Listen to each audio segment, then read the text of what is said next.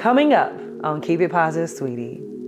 As women, we're often told, get your career, get a husband. Here are the steps to doing all this stuff. And especially in the Black community, I didn't know anything about freezing eggs and IVF. It was just like, don't get pregnant. Don't let that boy get you pregnant. Yeah. But you wrap that thing up. And you were always like, oh, okay, yeah. You didn't hear about until you don't need to wrap it up because your eggs are going to dry. You're born with a certain number of eggs and you have those eggs and that's all you're going to get. Yes. We don't talk about that kind of stuff. We don't.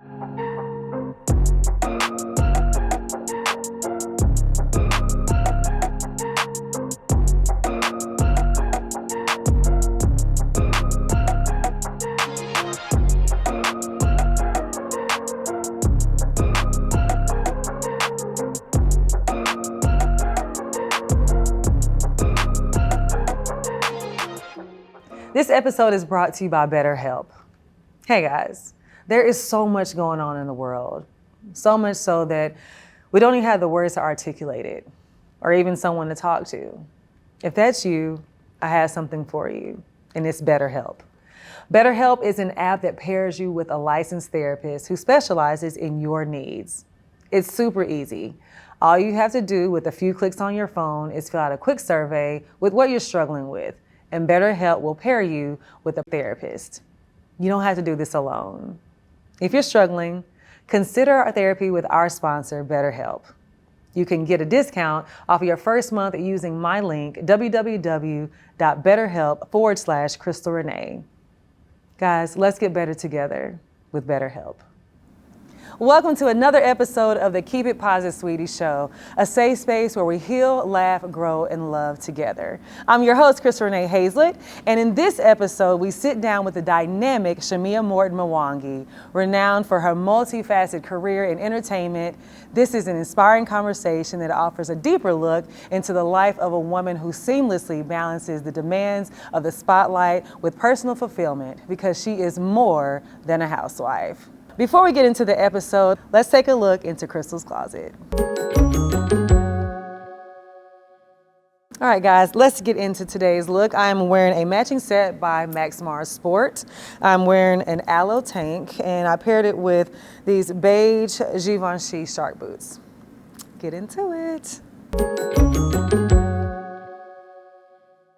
Shamea Morton Mwangi exudes energy. From her vibrant presence on the Real Housewives of Atlanta to her infectious personality while hosting V103's morning show, and the high energy she brings to hosting the Atlanta Hawks games and any red carpet. I'm super excited to dive into her journey from leading her church choir at the tender age of 4 to becoming the most exciting multi-hyphenate talents while balancing motherhood, marriage, and career. Ladies and gentlemen, Shamea Morton Mwangi. Hey, best friend. Hey, best friend. I gotta hug you. Oh my God. I'm excited. Oh, I'm excited to have you. First of all, I just love you. Your energy is always electric. From the day I met you, you've been so sweet and kind. And you always invite me and include me and stuff. You never forget about me, even though I'm like extremely busy. You know how you like invite people places and then they're never available. You're like, well, I ain't gonna invite me anymore.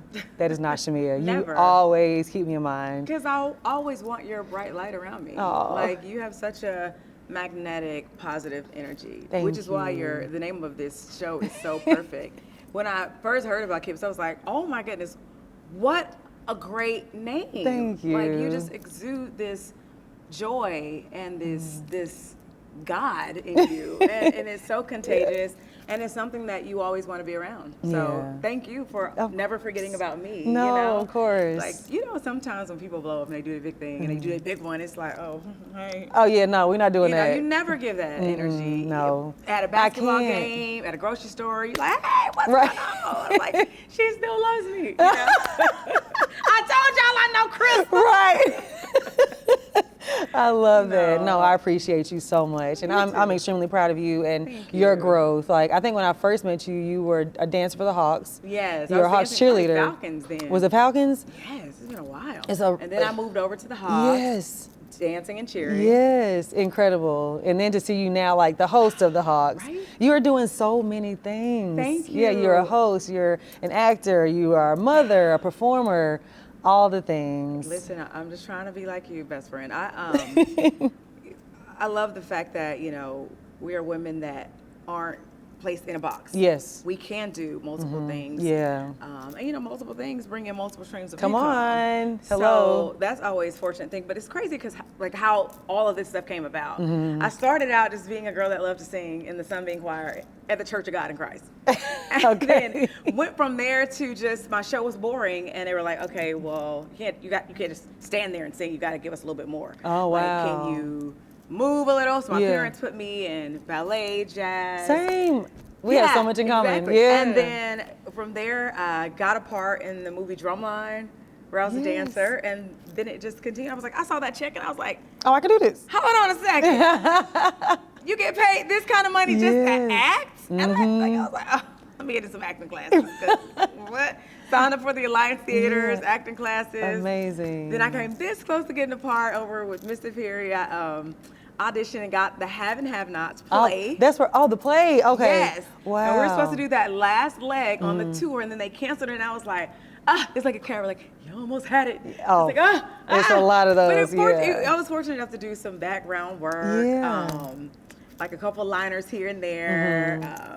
You know, it's a I always journey. say, like, it's a process. And, it is, and you have to trust God ain't done it. with me yet. He is not I'm done. still doing it. I'm still working, and I'm still able to keep my youth. Yes. Them kids keep you young. Oh my goodness, yeah. Did you ever feel like with all the things that you wanted to do, did you ever have a feeling where you just had to choose one thing at any moment? Because I know we're not being boxed in, but was there ever a moment where you did feel like you had to choose?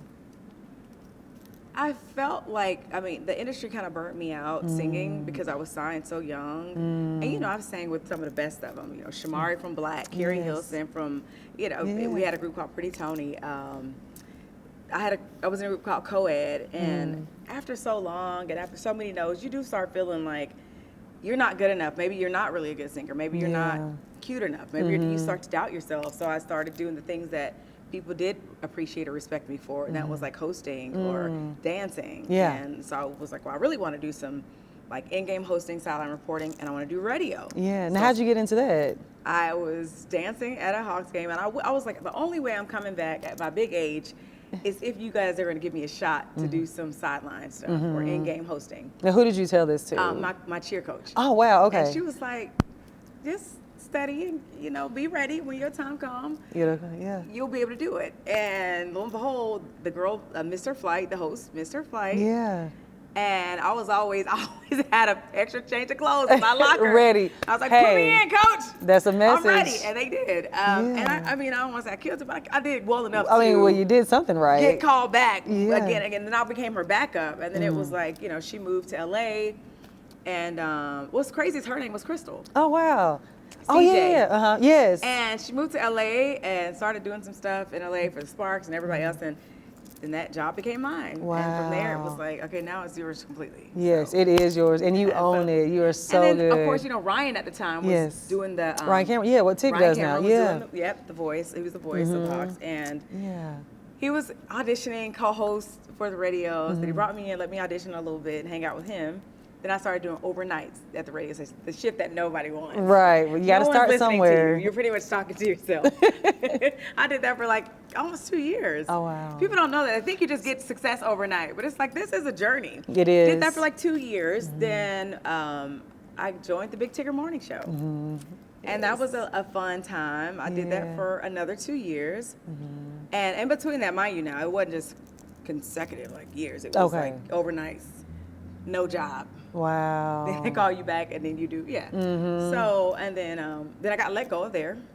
Wow. What was that like? Oh man, it Because was heartbreaking. You feel like you're getting a big break. You That's feel like, a it huge was spot. amazing. I mean, I loved my job. I love U103. I've always enjoyed the People Station because I grew up in Atlanta. Exactly. So I grew up listening to them. So it's no hard feelings because you know sometimes people just want to go in a different direction, and you gotta respect that, and you just have to thank God for the time that you were able to do it. That's good. So I was like, you know, at any time one door has closed, another one has opened. So even when I was doing the WNBA hosting, I lost my job there, and I was crying, I was sad, and then the NBA called me, and I was like, come on, guy. Look at God. Yes. So, you know, when I lost my job at B103, Housewives called, and I was like, come on, God. So was there ever a moment where you were like, all right, God, what's happening? Or next? did he always like just open it up? Just never let that doubt even settle in because he was always opening another door? Like we all always naturally gonna be somewhat doubtful. Mm-hmm. When I was younger, you used to hear like, "Don't you question God."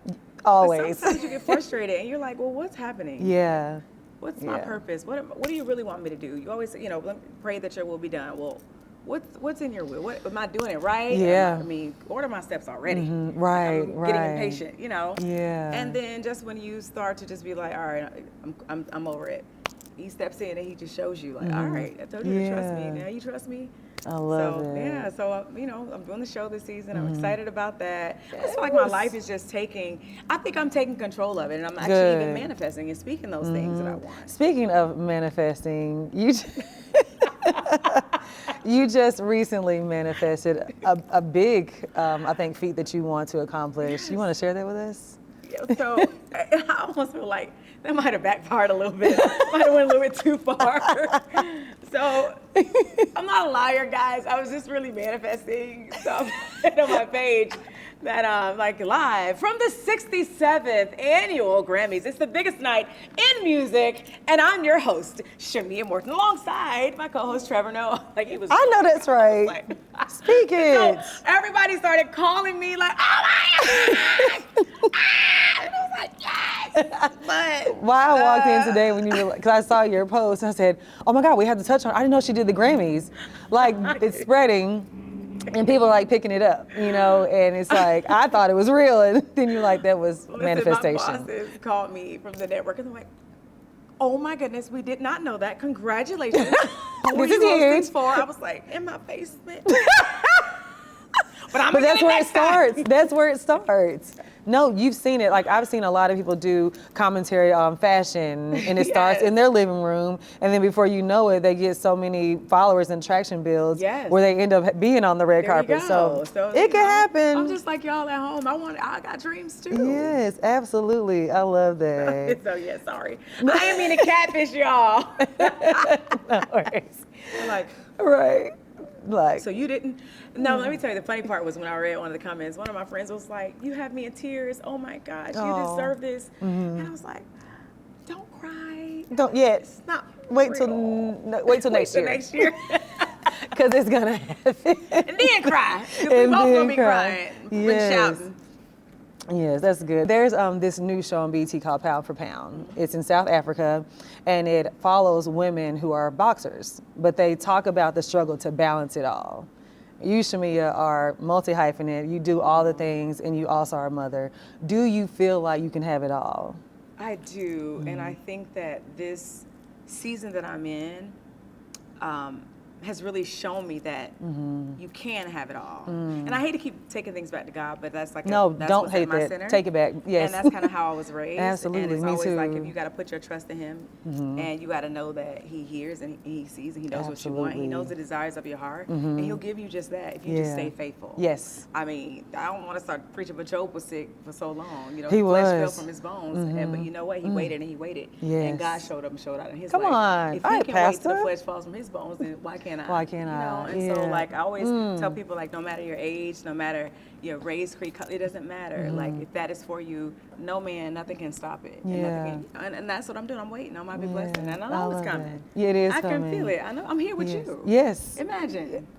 Imagine both of us from when we met where we were to now is night and day. Absolutely. Even with Housewives, like people were like, "Oh, she'll never get a peach." Even I started doubting, like, would I ever? And not that it was like a goal of mine, but it's kind of frustrating when you're doing something haphazardly. Like you want to showcase your whole life. Yes. You want to show people that there's more to you than just being a +1 or a friend of. But you can't because you're not full time. Yes. You're just a friend of the cast. And so it would be situations like someone would say something, you can be a little shady. And you don't know it until you actually watch the show. And when you watch the show, then it's like, oh, that's how you feel? And I didn't even get a chance to get you back. Yes. I want to get my lick back. I want to have a rebuttal or something back. You don't get any of that because you're just a friend. Heck, they probably don't even mic you. Oh my goodness. Or you might not even get invited to the next event. Wow. So it's always to even to even say say your anything. piece. Right. Yeah. And so then your viewers are thinking, oh, well, she just laid down and took it. And really, you're like, I didn't even know about it. I didn't get invited back. I didn't, you know, you don't get a confessional or green screen. You don't get any of that stuff. Oh, wow. So I'm just excited for people to know me, yes. my life, and all of the good, bad, and the ugly of it. And I don't want to say the ugly, but I always feel like social media, people show you all the good. It's a highlight reel. Look at my work, look at my car. I'm this, I'm that. I am the girl on Dom. But it's like, the real life does happen. It does and everything is not great. And some days I don't feel pretty, and some days I don't feel amazing. Yeah. Some days I feel less than. Some days I feel inferior. Some days I'm just like, why, God? And you know, I'm dealing with a sick baby, and it's just a lot of things that weigh on you. And that's why I was saying, like, just the faith that, and just when God picks you, He's like, you know, hey, I'm gonna throw all this on you, but the reward is gonna be so great and absolutely. so grand. You know? No, for sure. And that's what I think people will see this season. Like they'll get to see the good, and they'll get to see the not so good moments. I'm excited for that for you. Yeah. You know? Have you felt a sense of pressure now that you're like, you got your peach now, so this is a different level for you on the show. Have you felt any pressure or any hesitancies of sharing your entire world? So the only time I get nervous and like anxious is knowing that, okay, it's premiering March 9th. This is when people are gonna see everything about me. Because when I pull up at a Hawks game, I park in the deck and no one knows what I'm driving. Yeah, oh, we know now. Or when I'm just being honest. Or like, when I go home, they don't know what I'm going home to. Yes. So oftentimes, I'm treated like the cheerleader that makes this amount, and that's and they don't know. And they don't know, and I just don't want that relationship to change. Because how do you feel so it's gonna authentic change? and so, I don't want to be treated like, oh, excuse me, Woody. Like, cause some of the people that do know, it's already started happening. Like, well, I know you don't eat Krispy Kreme donuts, but I'm like, absolutely, I do. Right, you know, or like, bring them. I'm gonna ride through the McDonald's drive-thru and get some fries. It's not beneath me. Like, didn't cook, we got Captain D's for dinner. Listen. Like, but people automatically box you in this, oh, hoo la la. Wow. And it's like, that's not even me. Yeah, like, it's not, you are not like that.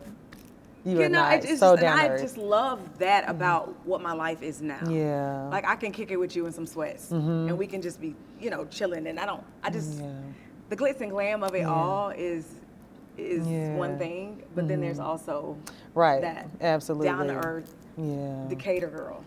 I love it. Is you have not? No, I'm serious. It has not changed. And I don't want the people around me to change. You know? Right. Yeah. Yeah. Speaking of that, how has it been as you've ascended and your stars continue to rise? Just like the people around you and navigating those friendships and relationships. I mean, you know what? I always felt like sometimes people say, you know, when you get a certain level of success, you know, things change or you lose friends or. And I mean, I hate to say it, that's right. And it's not because it's something that you're doing, because I find myself trying to go extra hard to keep all my people and make them all feel special and make them all feel important and like they're on this journey with me. But sometimes people just don't see it for you. Yeah. Sometimes people, you know, and I'm not talking about anybody in particular, but sometimes just, it could be your cousin. And they could feel like, you know, for as long as you were, or they felt like they were better, doing better, or more superior, then it was like rah-rah in your corner. Yeah. But then the moment that they feel like you're doing well, it's like they change. Yeah. It's not even you. You're like, I'm still here. I still want to go kick it with you. I miss you. I love you, friend. I couldn't kick it with you today because I had this happening. But tomorrow, and it's like, no, I'm good. You know, and I'm like, that's what's hurtful. Yeah. You know, just that part of it. Like just changing, and it's almost like, I don't want to say changing it. Some friends are seasonal though. Yeah, I mean, and some are not meant to be there with you. Yeah, no, that's true. That's true. And it seems like you're navigating it very well. It's hard because you know I think we're loyal people and we love hard. Yeah. Oh. But like, you know, some of my friendships, you know, have taken, you know, I mean, and one of my friends, we've been friends since, God knows, like. We met in college. Wow. We met in college. Long time, yeah. I've been out of college for a long time. And she just would say weird stuff all the time. I'd be like, hey girl, you know, I'm filming today, I can't, you know, and then it was like, oh. You know, you always. You're always, yeah, like you. Oh, so since you on this show now, you don't have time. You don't have time. But it's I like, don't. Well, I don't have time, but I'm gonna make time for you. And then when I would try to make time for her, she would just be like, no. It was all, yeah, it's like so you can't win for losing. Against me, yeah. Like, and I want to do better, girl, because if I win, you win. Yes, for real. Yeah, but okay. Yeah, no, I get that. Yeah, you've been very open about motherhood and about surrogacy and fertility. Yes. I spoke about this a few times openly about my really just working those years I should have been harvesting my eggs and feeling like I waited too long, and then my doctor just telling me recently that you should just try to have it naturally, because if you do freeze your eggs, who's to say they're all gonna stay alive and be viable? So I'm in that stage where I'm going through the dang, I wish I had of, but you've been through it all, and I want you to share some of your journey, and then I want to know how Shy is doing. Oh, yes. So I'm so happy that we're having this conversation, because I do feel like, not just in our community, but as women, we're often told, get your career, get a husband, here are the steps to doing all this stuff, and especially in the Black community, I didn't know anything about freezing eggs and IVF. It was just like, don't get pregnant, don't let that boy get you pregnant. Hello. Yeah. You wrap that thing up, and you were always like, oh, okay, yeah, you didn't hear about until you don't need to wrap it up because your eggs are gonna dry. You're born with a certain number of eggs, and you have those eggs, and that's all you're gonna get. Yes. We don't talk about that kind of stuff. We don't. But let's talk about it. Other people they're freezing their kids' eggs out of high school. Isn't that crazy? Like they want to make sure that they're able to procreate, and we aren't. So we're just told, don't do that. Don't get yourself knocked up. Don't be barefoot and pregnant. All the stuff. And then now that you have, and it's so crazy because the more I talk about it, the more I found out about so many of my friends and just family that have had trouble with infertility. Yes. And I'm like, let's all talk about it. Like, we can help each other. I did 7 rounds of IVF. Wow. 7, okay? What is that like? Because when I was told I should do it, I felt like it was too late. But then also people kept saying, well, I mean, how's that going to work with your career? When are you going to have time? Because it's going to take you down, and it's not, you gain weight and it's not good. And I'm like, well, when would I have time to do it? Let me tell you, figure it out. Because even when I was busy and I was doing IVF, I would just give myself a shot in the car. Really? You just figure it out, And it takes, a day to do the egg retrieval, and then another day to recover, possibly. But you'll make it happen, and you'll figure it out. Don't procrastinate. Just do it, But it's never too late. Like, if it's gonna happen for you at the right time. At the right time, yes. Like, and the vain comments that I've gotten, because I did do surrogacy with Shiloh, it was, you just don't want to mess up your body. You should have had a baby naturally. She wouldn't have been sick. There's some ugly stuff out there. Really? However, I never stopped trying to get pregnant. I had failed transfer after failed transfer, and then what's a failed transfer? So when they transfer the embryo into you, you wait to see if you get a positive pregnancy test. It didn't happen, and then. A year ago, January, I had an ectopic pregnancy and I almost died. I was pregnant and my left fallopian tube ruptured. Yes. And I was bleeding out internally. And that's a whole nother thing, and you don't really even know about. And I went to one hospital, and they were just like, get in line. Like, we have other people ahead of you.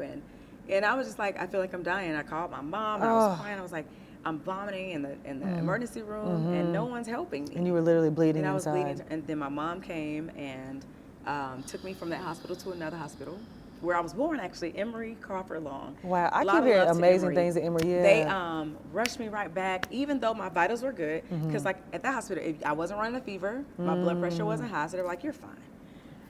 Took me back. The other hospital, they did blood work on me. And they did a little more in depth, and they were like, "Yeah, no, something's not right." Wow. And then they did an ultrasound on me, and they saw the blood. And they were like, "We're rushing you into surgery." What? And when they told me to rush me to surgery, I was like, "Let me go to the bathroom first." I went to the bathroom, and blood just started. No. Yes. Oh my goodness, not to be graphic, but yeah, it was just. I mean, it was nothing but God that they saved my life. Yes. Which is why, just a spoiler alert, you'll see the cuts on me, even on the show. And that was a real thing. Yeah. But let me tell you, it gave me, it was a high and a low for that. I can still get pregnant. Wow. You know, because I did get pregnant. Yeah. I still have eggs, you know, because at this age you start thinking, can I get pregnant? Do I still have eggs? You know. Wow. And then, but the other side was now I only have one fallopian tube to get pregnant. To get pregnant, so, you know, I would tell anybody, like, do your research, you know, do your homework, go make sure that it's a really great fertility clinic that you're going to. Look at their like percentages of pregnancies, and then decide, make a conscious effort to just be very detailed in picking your place. We were fortunate enough to get Shiloh through my surrogate named Shadina. Now, how did you find a surrogate? 'Cause that's another thing. So, like when you think about like who would you know what's crazy? Choose? I was always like, let me. When I met Shadina, I met her through Candy. Okay. And Candy used Shadina for her daughter Blaze. And during that process, I was there to witness her do the injections, and I didn't even know that I needed a surrogate or anything. I was just like, I'll get pregnant one day, and then it was like, because I had Shia the natural way. So I was like, oh yeah, you know, we'll get pregnant. It'll be easy. Then it wasn't. It was like failed after failed. So my doctor was like, it's unexplained. Like, I don't even know why. Just go and talk to a fertility clinic. And so that's how we came about Shadina. I was like, hey, she has an agency. Okay. So I was like, why don't you just carry the baby? We're comfortable with you. You're in the circle already. Just because she was like, what? So she did. She got diagnosed with breast cancer, unfortunately. And she was at 32 weeks when she got diagnosed. And it was an aggressive form of breast cancer. That's a lot. Oh my goodness. When I tell you, I'm always like, is this like a movie? Right. Like, I'm like, is this really happening? She got diagnosed with breast cancer. Since it was aggressive, they were like, we gotta go ahead and take Shiloh. So I think Shiloh came 5 weeks early. And she came on Valentine's Day. It's like she's my love baby. And what was crazy is I was supposed to be at All-Star because All-Star is always that week. It was in Utah that year. And I was like, well, I'm gonna have to, like, I gotta figure this out. She came, she was crying. We were all rejoicing, and then she stopped crying and started turning blue. Whoa. Yes. And I was like, oh my goodness. And they rushed her to the ICU. Next time I saw my baby, she had been intubated and was on a breathing machine. I was like, oh my goodness.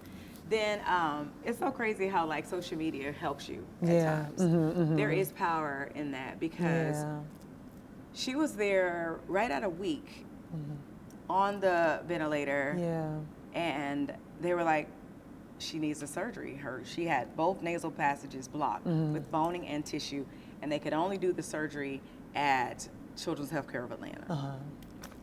Children's Healthcare of Atlanta didn't have any beds. Oh my goodness. Beds, you would think we're in the United States of America. Like, how is that even a thing? They'll let you know how many kids are. There you go. And that hospital that they just built was so needed. But this was 2023. The hospital just opened in 2024. Gotcha. We didn't have that yet, and so they had a bed shortage. So I went on Instagram, and that's kind of how I started telling my story. Not for pity or for, or empathy for people. I just needed help, and I didn't know how to help my child. And I knew that if I waited, then her lungs would suffer. And I was just like, I don't know what to do. And God just said, tell your story. So I went live, and I started telling the story, and I was like, I don't know how to get her a bed. I don't know what to do, but I do know that I need my baby to get hit. And it's so funny because the lady that was working for the Falcons when I was cheering for the Falcons, she had a set of twins, and she knew one of the head doctors in the NICU at Northside. She reached out to her. Come on now. Reached out to her. They reached out to Scottish Rite. Y'all, they had me a bed the next day. They transported me over with my child and gave us the best care ever. Dr. Paula Harmon did the surgery, and like then we found out other things about Shiloh from head to toe. When I tell you, this girl came with all the bells and the whistles. She had craniosynostosis, and I'm only sharing all this because there was no information about all this stuff. And that's what so we I would want to teach Google, people. and I would go to the hashtag. You'd be like hashtag feed in braids. That's how I was doing. Hashtag craniosynostosis. What is that? Looking at all these pictures, and just like Google, all the scary stuff comes up. Absolutely. So that's when your skull is fused together, because most babies are born with a soft spot. Not Shiloh. Her skull was already fused together, so she would eventually have to have that procedure at 6 months of age to open her skull up so that she can have normal brain growth. But the first thing was keeping her alive by opening up her nasal passages. Yes. So they opened it up, and that was called a craniosynostosis, and I'm sorry, it was choanal atresia and choanal stenosis of the nose. That's when you have tissue and boning blocking both the nasal passages. Right, so she couldn't This breathe. was craniosynostosis. Okay. So they opened up her nose, and just like scar tissue, it wants to form and heal. Yes. It closed right back up. Oh my She had to keep goodness. going back. It was like every 4 weeks she was going back to the OR for another surgery. My girl has had 14 surgeries. 14, and she is Shamea? still, yes. And she is still such a happy girl. Yes. Such great energy. I mean, when I tell you, like, we do a family photo shoot, and she's like the star. Yes. And you know, and so that's why I say, like, God just has a way, like, from head to toe. This heart murmur, fluid buildup in her kidney. The tendons in both middle fingers were tight. She had club feet. She had all the things. Yeah. And I was just like, and it was like I just had to deal with it one thing at a time. Yeah. It's almost like when you make a to-do list. I had to like, wow. so I didn't want to be overwhelmed and you know. Yeah. And sometimes I would just need to just remove myself from it for even an hour or two, because any NICU moms, y'all know, like when you're bedside by your child, it can drain you. And when you don't have energy, your child doesn't have energy. And I needed her to have a will to live. Yes. You know, and a desire and a good energy around her. So Yeah. oftentimes I would leave and go to the Hawks game and work. Yeah, 'cause I feel like you never skipped a beat. I was like, why are you at the game? And I'm like, I need this. yeah. And I would go right back. You would, Because yeah. you can't sleep in the NICU. They won't let you. Yeah. They find you dozing off there like, You gotta go. Really? you gotta leave. Yeah. So And you it wasn't wanna be until there she with your child. got out of the ICU that I could even spend the night at the hospital. That's a whole thing that you don't even know about. Yeah. So Shiloh was such a journey. Oh my goodness. I didn't even, if I was to look back, I'd be like, how did I even make it through? Yeah. You know, even yeah. now, like, how am I still making it through? Because every day it's like a turn. We turn the corner, but she's still here with us, and we're celebrating her second birthday in a week. Wow. Look at God. That is Yes. beautiful. Yeah, she's thriving. She's taking steps now. Like what? wobbly. Yeah, she's the wobbly girl. Yes. Oh. Yes. So That's amazing. I always ask myself, like, you know, before I would be like, why me? Like, why? Like, why this happen? Because with IVF, they give you the option to test your embryo. We did. We did not spare any expense. It was like, of course we want. Absolutely. We want to know. We want to have a healthy baby. Yes. But they said it could have been a mutation that developed, you know. And when they checked, everything was there. You know, there were no chromosomal abnormalities. Yeah. Genetic screenings were fine. But they said it was a duplication and a depletion in chromosome number 7. I was like, what does that even mean? Right. And we did the homework and the research, and they were like, there's only 4 other cases of this. What? Yes. And She's a miracle when baby. you when you look at it, it's like when they're looking at it, they're like, are all the books on the shelf? Okay, are all the pages in the book? Yes. So all those boxes were checked. Yeah. But with her disorder or her genetic disability, when you open that book up, that one page has the words written backwards. Oh. So once you decode it, you'll understand it. Yeah. But like for her, she's gonna meet all her milestones. It'll just be delayed. Yeah. So I'm like, well, you know, delay is not a denial. It is not. It And is not. yeah, she's doing really well. That's good. That's amazing. Now, big sister Shia, because you have had to spend a lot of time with Shiloh, how has she been handling everything? That was very hard. And even now thinking about it, like, because she doesn't understand. Yeah. So how old is she now? She just turned 6 November. Okay. So she would like get jealous, like, you're always with Shiloh. And then other times she would come, you know, like a toddler, she would come and say, I want to get a new baby. I want to get one that doesn't have all those cords and tubes and, you know, and yeah, it was heartbreaking because it was like, I understand. Yeah. You know. It's okay. It's okay. You don't want to tell your child. Yeah. It's okay.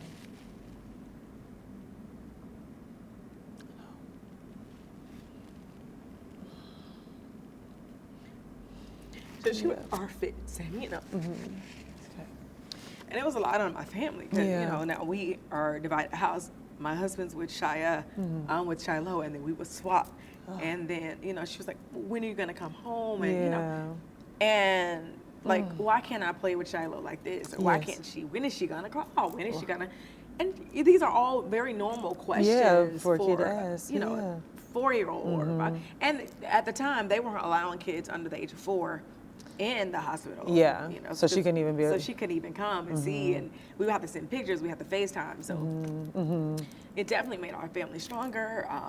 And I do thank God that I had a very strong support. Like that's the thing. Yeah. You really do know who your a lot of people that reached out to me weren't even like my closest friends. It was strangers. Yeah. Like, I'm praying for you. And reading those comments were Honey, like you had prayer warriors. I did. I'm telling you. And I was like, wow, this is just, it just felt so good. Yeah. You know, I just felt the love. Yeah. And I don't even know, and even to this day, I'm like, I don't even know how to thank all those people. Yeah. Because it was just such, it really helped me through a lot of stuff. It's okay. You are so strong, Shamea. And the way you carry it with such grace, like I would see you document and show everybody what you were going through. And I'm looking like, I don't know how she's holding it together, still showing up with a smile on your face, you know, and I commend you for that. Thank you, girl. Yeah. I mean, and that's the thing, like, you know, it's crazy because like when you think about it, you're like, sometimes if you just fake laugh and you fake pretend, you eventually it'll take on its own thing, and you'll feel happy, and you'll feel great, and that's what I would have to do. Like I would have to like get in my car and just turn on my gospel music, and just cry it out, and just bounce back, figure it out. Yeah. But like, just I think when you're in it, you don't have time to even breathe. You don't have time to. Yeah. You just gotta go. You go. Right. Yeah. And I mean, I'm happy to be in a better space now, and she's a lot healthier. Yeah. But yeah, like it's just been a journey, you know. And that's why now I don't even question people. Before I would be like, "What do you want, a boy or a girl?" And they would be like, "A healthy baby," and I'd be like, "All right, for real." Okay, for real. What do you want? Yeah. Now I'm like, no. Yes, keep praying for a healthy baby. Yes, because Shia was so easy, you know. Yep. Yeah. Maybe Shia's gonna get me in the end. Yeah. Shia will be easy. Right. Shia will be easy later. Shia's gonna tear me up later. Well, hopefully not. But on a lighter note, I know that took y'all down no, with me. no, it's beautiful, and I wanted you to tell your story because it's so many women that are going through the same things that don't have the outlet that we have, and they see you and they just think, oh my gosh, she's got this amazing, glamorous life and doing all the things, but not realizing what you're really going through. Yeah, and that's why I appreciate you allowing me to share on your platform because everything isn't great. And that's what I was saying, like even on the show this season, I want people to see real life stuff. You can have all the money in the world, but life can happen to you. Yes. And you're forced to just figure it out. We're not exempt. People think that like we're exempt from sickness, from depression, from everything just because you have money. That does not change it. Absolutely not. Absolutely not. So to me, that's what's important. Like just sharing your story and hoping that I can change lives in the process of it. Because I was confused, you know, not knowing, you know, the moms out there that have children with special needs, not knowing what their future is going to be like. That's a scary thing. Yes. And I understand that. Like I was on radio where people would call in for Big Tears, Big Blessing, and would be like, I've been out of work for this amount of time.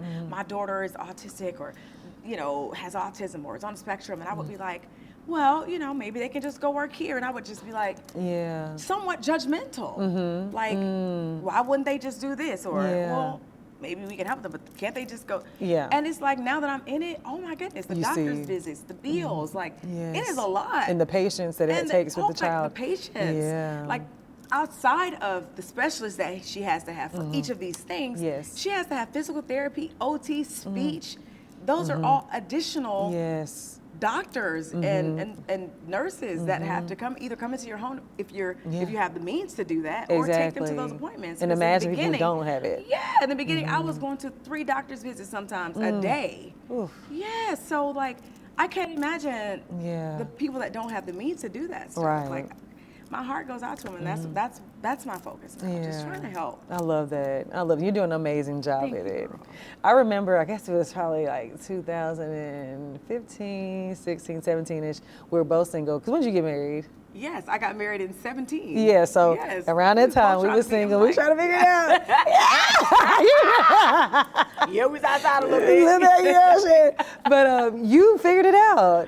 You married, and my question is, how did you integrate into the Kenyan culture? Because I know, like, being American from this area, like, that was a big thing. Goodness. Yeah, what was that like? And back then, you know, it wasn't that cool to be with an African No, man. it wasn't. It was almost like, y'all used to have them little nasty memes on social media. It was like the African starter kit, Chanel bag, ashy feet, Celine. all this stuff. I was like, oh my gosh, this is so mean. Yes. And so then when I met my Kenyan man, it was like, oh girl, you need to get him tested. Make sure he don't give you AIDS. And I was like, what? First you did it with everybody. I lost a friend during that time. What? Because she was like, spreading this rumor that my husband had all these wives everywhere else and kids, and I mean, it was nasty work. I was like, girl, I just couldn't even believe it. So I had to date him through all that stuff. Right, Not that's even tough. Yeah. I mean, we ain't even got into the cultural differences. Yeah, I want to get into that too. But like, it wasn't cute back then. Now it's like glamorized, like, ooh. Yeah, get you an African man. Yeah, introduce me to one of his African friends. Now it's like, ooh. You know, but back then it was like, girl, she probably one of his 5 wives. Wow. I mean, it's just ignorance, honestly. Now, how did you, like, not let that get to you? Because I know sometimes you hearing people talk about you. Good man, Savannah. I know that. Oh, I had a good man. When I tell you that man, like, just, you know, he wrapped me up. Yeah. I mean, his person, he was just so kind. You know what I mean? Say, get you somebody that love you more than you love them. Like, just worship them dirty draws. That's a real thing. Yeah. And every time I would find a flaw in a relationship and I would get ready to, like, I'm done. I don't want, he would be like, let me tell you something. I will never leave you. Wow. Like, one day I remember getting so pissy mad about my order being wrong at Chick-fil-A. Like, come on. Like, now looking back. You looking for anything. You know, like, a good man will make you feel stupid about being mad and bratty. It's like, I said extra pickles, pepper jack, and American. And he was like, I'm sorry. And I was just like, I had the nastiest attitude about it at first. So I was like, it's simple. I just asked for this. And, you know, and he was just like, God. Do you feel like at that moment you were looking for an out, or you just like picking at everything? You just pick. I think because you know, been single long, then you especially coming from a relationship that was abusive.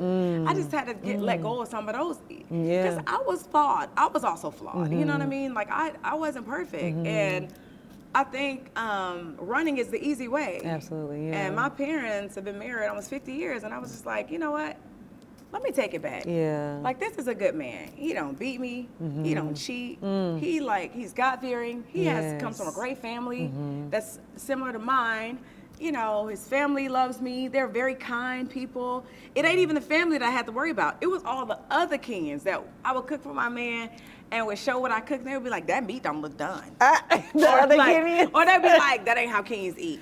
Or we don't like that. But he like love our it. chicken this kind of way. And I'm like, but he like it. And he would be the one like, don't worry about that. I love your chicken. Or it tastes better than this. Or and then he took me to Kenya. And how was that? They were so welcoming. I mean, they were at the airport with flowers and balloons and a banner. And I was like, I'm home. Yes. Yeah, it was so amazing. And just to understand the culture more. A lot of people don't know this. I actually took Swahili. I went back to Georgia State. Really? Took Swahili. Oh, you were invested. Because what you're not going to do is talk about me and I don't know what y'all saying.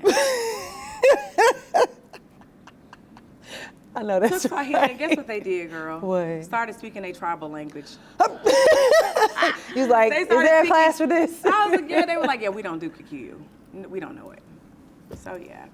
So then I lost Swahili because, you know, when you don't use it, you lose it. No one's speaking it around me. I was like done with it. But he was so impressed that I was so invested in it. And I aced the class. They even were trying to send me on a summer fully submersive program. Oh, wow. Like in Tanzania.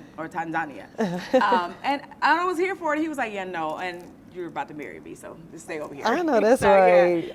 So how long did y'all date before he asked you to marry him? 2 years. That's good. That's a good, yeah. And let me tell you what I used to do, though. In my 20s, I would give people 2.5 years. Like, if you ain't put a ring on it, I'm out of here.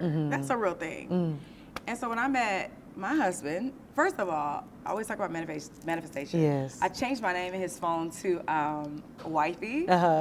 And then I would always play Usher's Baby, I've been making plans. Yes. And then Wale's Matrimony. How does the song go? If there's a question. That's the same thing. Yeah, That's the same thing, yeah. You got it. Yeah. I'm saying every time we get in the car, it would just be like, it don't belong. He was even singing, it don't belong to anyone but you. I was like, yes. like, that's okay. You like, sing it, baby. Yeah, sing that, baby. Sing that, husband, all the time. Hey, babe. Hey, hubby. All that, giving him that. Yes. And he did it, and he knew in the back of his mind because I'd already let him know when we were dating 2 years. He's like, so what does it mean? At 2 years, are you just gonna come and break up with me?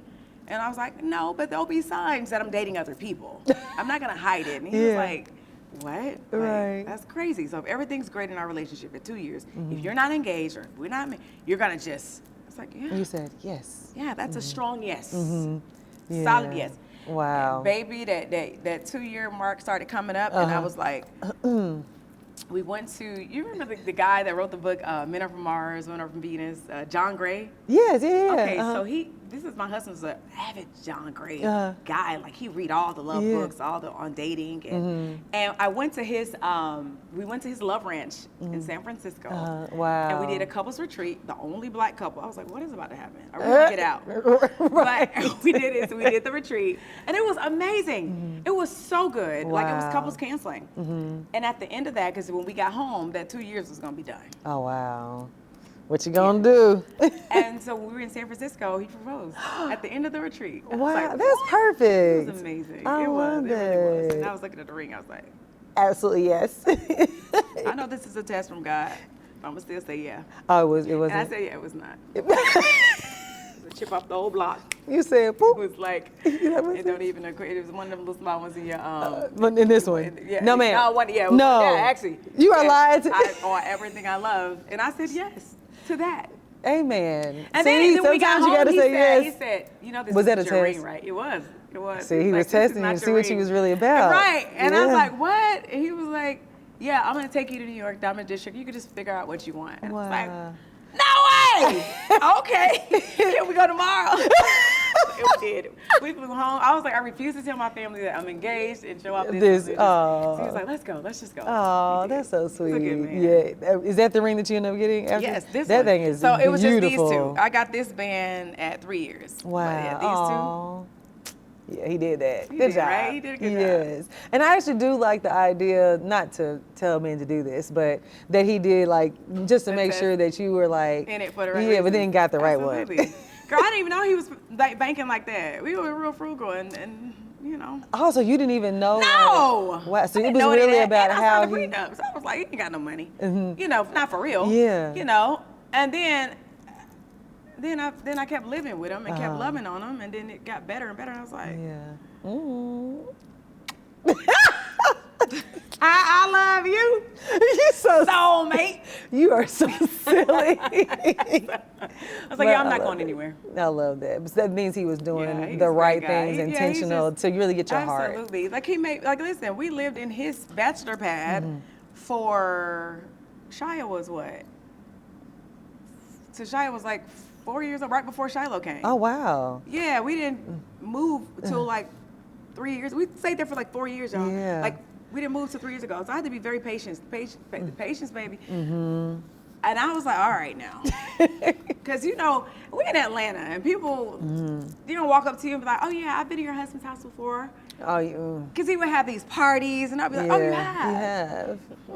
Okay. So I'll be like, yes. Well, you ain't been here lately. Right. Yeah. So then I would be like, okay. And so then I was like, yeah, I'm tired of that. Yeah, it's Of not a course. good feeling to know Then he that, stepped out and yeah. y'all going to see, well, he stepped out and got me.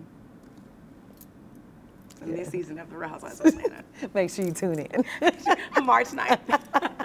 I love that. I love that. No, So he did good. I was like, I'm so happy I was patient. yeah, no, I mean, and that's the main thing. I think in this society we have gotten so blinded by what can you do for me and I need this and Yeah. this Oh and my this that we goodness. miss the things that if that all goes away, we miss what's truly important. What's truly important? Because let me tell you, I've been in places and positions in my life to where it has all gone away.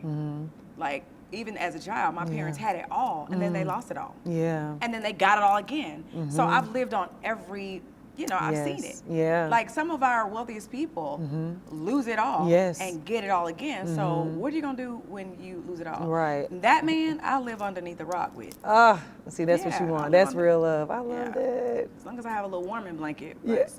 we can do it. We can do it.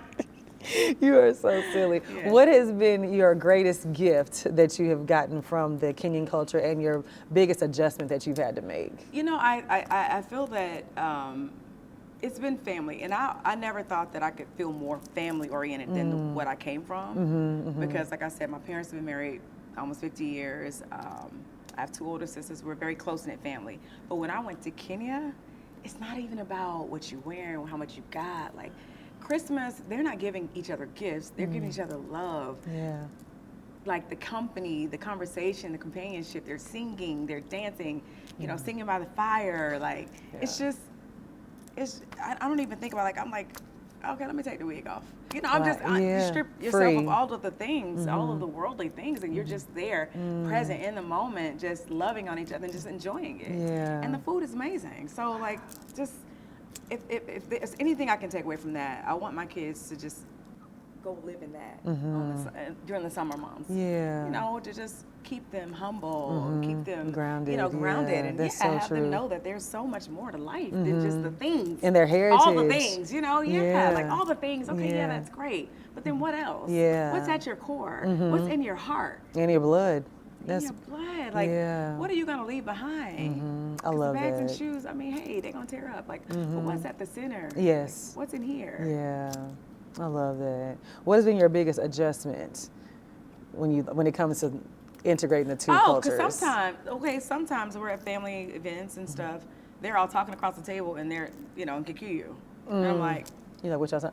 and my husband would be like, oh, guys, Shamea doesn't understand what you're saying. He'll straight up say, I don't even have to say it. And that's a good thing. Yeah, like, that he has your back. Yes, because once he see me lean back and grab my phone like this. Checked out. Because if y'all not going to include me, I'm not going to keep begging. And looking like, and what does that mean? What did you say? I'm not gonna. So did you once ever I do feel this, like they did on purpose though? No, but I have had like a few of his messy friends come and say something slick, and he would turn around and he'd be like, "Oh, are you saying?" And call it out. You better call it out. I love it. Like, don't leave my wife out. And that's, I think, what made it easy for us. Yes. Because if you don't have somebody like calling it out for you. It can get frustrating. Yeah. So and then now I'm mad that he's not teaching our daughters. I'm like, no, wait a minute. Like, I need you to speak Swahili and Kikuyu to them so they know. So when they go home on the summers. You know, I'm like, speak it to them so they know. Yep, absolutely. I love that. Yeah, so that's made it easier. Yes. You know? What is next for you? We want to know what's on the horizon for Shamea. How can we support you? All the good things. So I'm releasing a single soon. Yes. Oh, yes. Shamea sings too. Yes. I did some music with RL that I'm really excited about and proud of. Because I had been away from music for so long, and that was like my first love. Yeah. I'm back in it. So please, once we release it, download it, stream it. And then I have my YouTube channel. Please get that. You know, go ahead and subscribe. It's, you know, Shamea Morton Mwangi. But if you just type in Shamea Morton, it'll come up. Or just go to my page and click on the link. You know, I don't know. I think at this point, I'm just gonna do all the things. You should. And then just let whatever happens happen. There you go. That's what 2025 is about. Doing all the things. I'm gonna do all the things: singing, dancing, acting, hosting. Here, you know, keeping it positive with my girl. Like, I'm doing all that. I'm here for all that. Yeah. And I want to continue to do things that make me happy, that feed my soul, that inspire me, motivate me. You know, and just give me good peace energy. Yes. Like, that's what I'm about right now. Yep. So my music, the Housewives, March 9th. Go ahead, watch it. And then, of course, my YouTube channel. Yes, and then where can we follow you so we can keep in touch with you on there as well? Please follow me at Shamea Morton on Instagram and all social media platforms. At Shamea Morton, I have a nonprofit called Shamea Shares, where we empower our young girls. I do a cheer and dance camp every year in the summer. It's free camp, so go to my website or even my Instagram. If you follow me, I'll keep you abreast on all of that stuff. I do a breast cancer event every year as well. I have a lot of a nonprofit, just free events that I like to do around the community. So Love just it. check in with me, and I'll check in with you. Yes. And keep loving on me, y'all. I appreciate all that love. It really Yes. does, help me out in more ways than you know it. Yeah. No, we got you, and can't wait to support your future endeavors. I'm Thank always you. cheering for you, and I got you. I appreciate you, and you Yeah. have to have me back. I will. This Make was sure she brings me amazing. back, please. Yes, they will say it too. Make sure you bring Shamea back. No. I appreciate you, Crystal. Absolutely. And I appreciate you just continuing to be, I know it sounds so weird to tell when you say people like continue to be themselves, but I just meet so many stars that aren't themselves. Yeah. And it's like, but that's not the same person I met. Like, and we all grow. Yeah. But I appreciate the growth that you have. Thank Your you. growth is like a beacon of light. It's a breath of fresh air. Thank you so And much. we all want to keep breathing that good old crystal air. I love you. I love Of course, you. I no, appreciate thank you. Oh.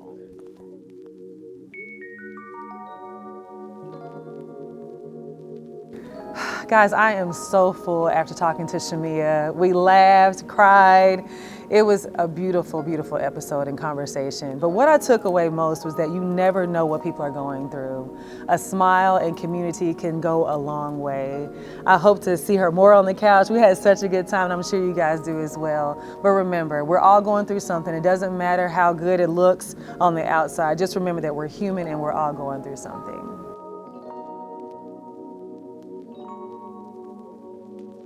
Thank you all so much for spending time with me today. I hope today's conversation reminds us all that we should dream big and we can absolutely have it all. You can follow me on all social media platforms at Love Crystal Renee, and you can also follow our show at Keep It Positive Sweetie. If you want to write into our Positive Outcomes listener letter, you can send us an email at keepitpositivesweetie@gmail.com. In the meantime, in between time, you guys know what to do. Keep it positive, sweeties. I'll see you next time.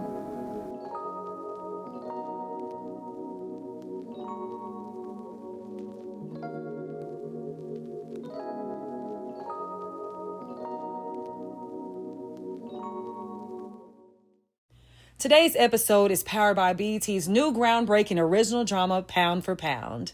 Set against the powerful backdrop of South Africa, this action-packed series follows a team of women boxers fighting for victory in the ring, for justice outside the ring, and respect in a male-dominated society.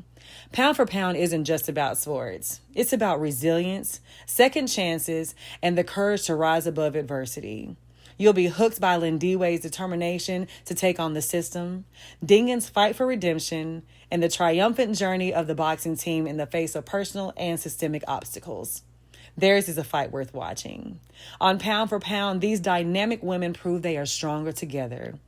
Series premieres tomorrow, Wednesday, February 26th at 10/9 Central on BET, where Black culture lives.